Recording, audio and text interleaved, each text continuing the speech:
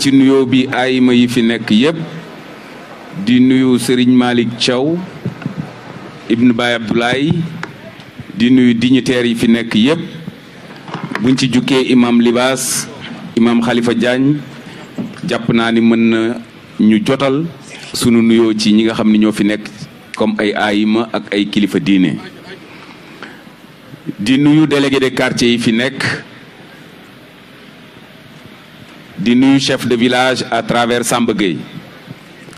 di ndokkeel bu baax Samba Gueye ci li nga xamante ni mooy bés bii ñu ko duppee muy bis bu am solo ngeen may ma jiital ci nuyoo bi sama jeune frère monsieur le ministre de la communication des télécommunications et du numérique l'excellent Alioune Sall. Je ne l'ai pas connu à Yeumbeul mais je l'ai pratiqué à l'Assemblée nationale maa ngi moom ñoo duggandoo 14e législature mu nekk Assemblée nationale bu metti woon Birame Souleye ak may tooñ barki de mu ni ci la jëlee nerf sciatique yow jàpp naa ne jëlee woo ci lool mais loo muñ mu jeex je parle de l'excellent Alioune Sall ndax dee naa ko léegi da di doomu Yeumbeul il n'a pas le droit à l'erreur nee naa ko fi nga ko jàpp tempo boobu am na solo ndax boo defee leneen loo xam ni dañu la koy xase day landi ba ci waa Yeumbeul donc nii nga commencé am na solo ñu ngi lay ñaanal yàlla sàmm la yàlla jàppale la di ci teg mon jeune frère le directeur général de la pharmacie nationale d'approvisionnement docteur Seydou Diallo maa ngi koy dee léegi nee ko dinaa woote conseil municipal bi ñu dàq ko nag parce que gëj naa ñëw ndax conseil municipal la comme ñëpp mais lui aussi il est très bon il est en train de donner sa contribution ci li nga xamante ni mooy sunu cër ci li ñu Yeumbeul sedd di ko sant bu baax di ko gërëm di nuyu bu baax di dalal mon grand frère et ami le maire de Yeumbeul Nord Babacar Ndaw ma mag ko ci maire yi mu mag ma ci at waaye fu ñu daje at yi laay jël ndax bu dee maire yi maa ko ci mag mais bu dee at yi moo ma ci mag te yàlla dogal mu xam Yeumbeul Sud ni mu xamee Yeumbeul Nord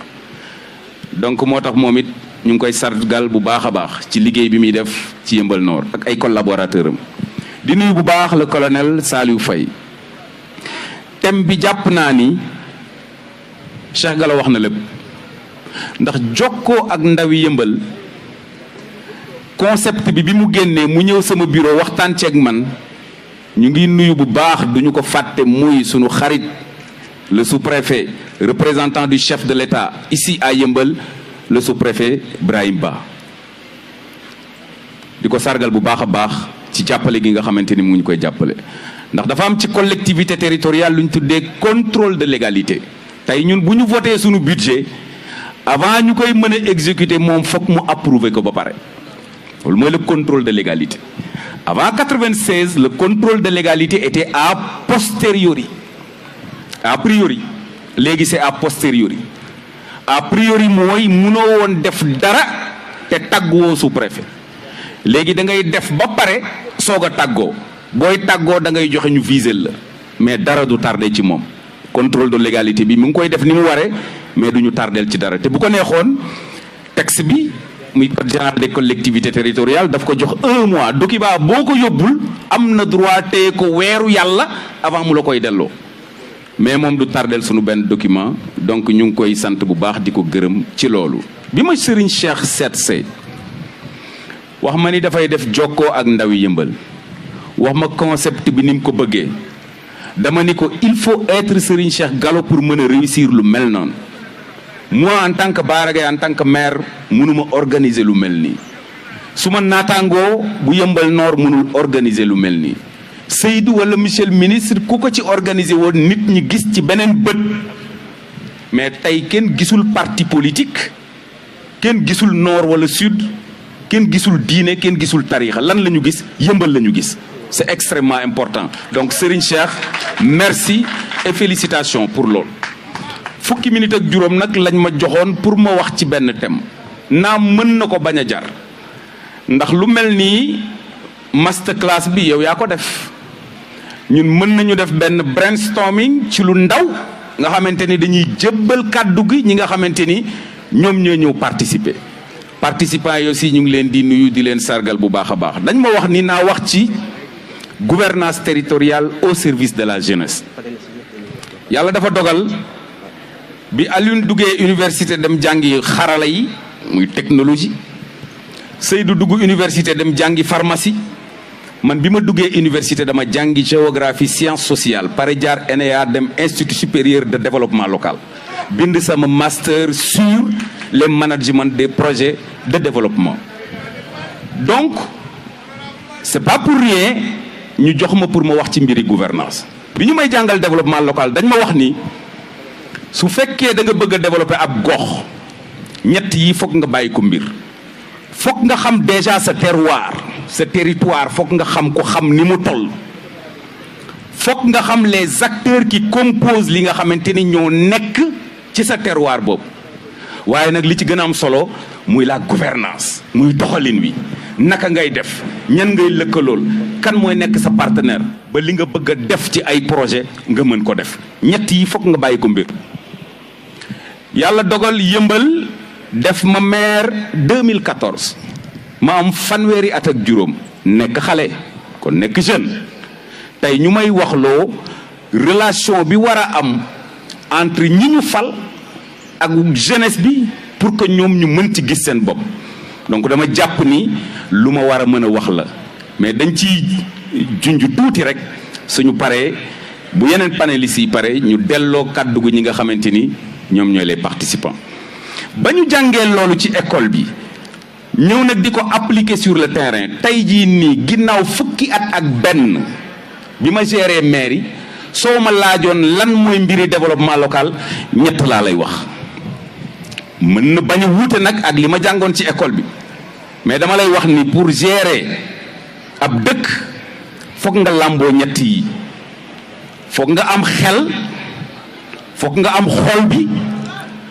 foog nag mystique bi tegu ci mystique bi maîtriser woo ko parce que boobu wàllu sunu borom la da ngay ñaan sunu borom mu dëppale sa biddéew ak biddéew fa nga xamante ni foofu nga nekk war ko développer. mais yeneen ñaar yi mën nga ko maîtriser parce que xel mi moo lay permettre nga xool fan nga war a mën a jaar réfléchir ci ay projets yu baax teg ko ngir mu nekk njariñu askan wi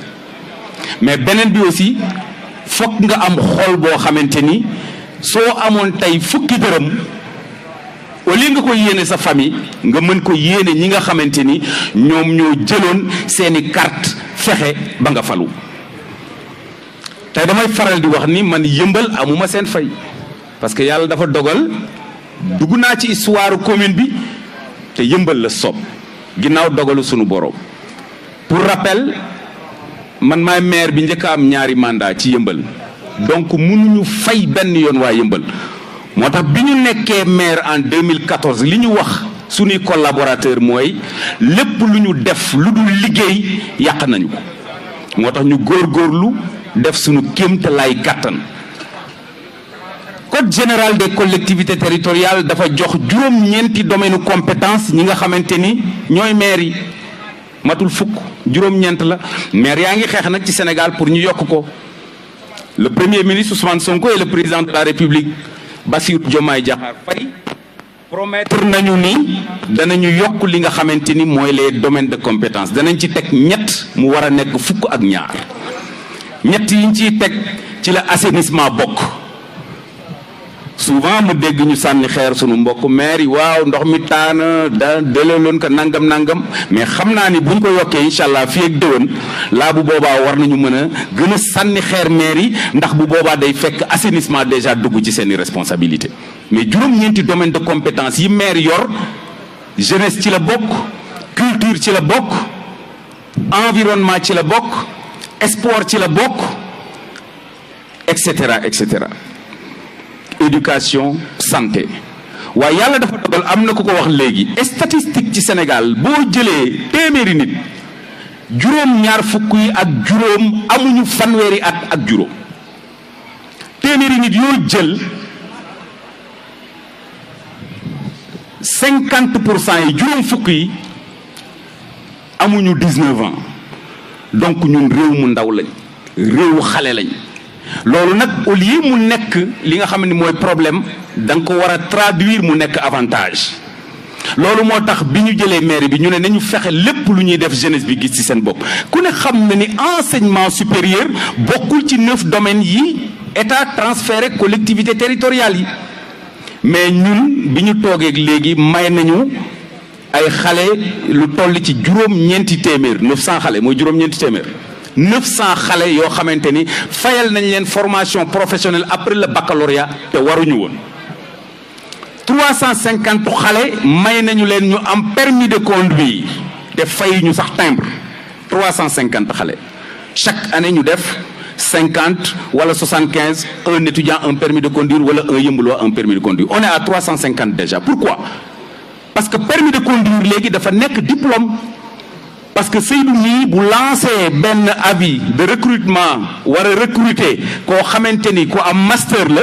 à diplôme égal et compétence égale dañuy seet ku am permis de conduire parce que ça empêchera à Seydou mu fay salaire u cadre ba pare jëlal le chauffeur di ko fay donc permis de conduire mel na ni dafa bokk ci li nga xam ni moom mooy ay diplôme léegi beneen bi ci topp mooy mënoo nekk maire te doo jébbal sa bopp li nga xamante ni mooy askan wi jébbal sa bopp askan wi mooy da ngay nekk nama dali li nga xamante ni mooy fa nga dëkk jaar sàkk ku ne xam na ni Oscar des vacances dernière coupe bi kan moo ko jël Gold Star bu yëmbal année bi ma nekkee maire la ñu jël coupe Gold Star bu yëmbal ñoom xam nañ li ñu ci def man it xam naa li ma ci def ànd ak ñoom ba Marius Ndiaye dugg ci versaire yi ñu def fay jël affaire yi ma wax ak ka ko jëndoon muy Cheikh Yérim Seck ñu gañe mbir yi ñu indi ko yëmbal vacances et valeurs bu daayira Moustarchidine wala Moustarchidaat année bi ñu toogee ba ca topp la ko waa yëmbal jël yàlla dimbali ñu nag depuis lors bu Farba demul national cosaan dina dem national te à chaque fois ñu dem national tu es obligé en tant que maire de les accompagner dem nañu Kolda ànd ak équipe bu yëmbal dem nañu Kaolack ànd ak équipe bu yëmbal dem nañu Diourbel ànd ak équipe bu yëmbal Dakar gii ba Farba ñëw jël li nga xamante ni mooy coupe nationale muy une première et historique aussi fii ci département de Kër Massar ancien arrondissement des Niayes ma leen di wax nag kañ la ma idée wu defaral terrain bi dikkal bis bi Farba ëndee li nga xam ni mooy coupe nationale teg ko sama bureau ni ma monsieur le maire lii nga ñu santoon mi ngi nii boobu la ñu am idée wu defar lii nga xam ni mooy stade Pathé Waré Diop te bi ñuy defar stade bii ku ne xam na ni daj nañ ci lu mburu dajul ci taal bi mais amuñu woon droit reculer il fallait le faire parce que lii bokk na ci li nga xamante ni mooy fierté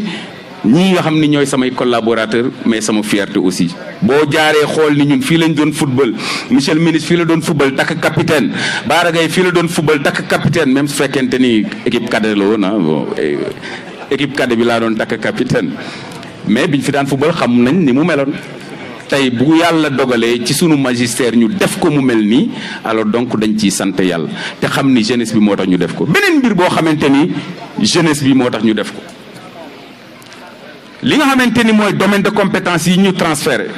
collège bokku ci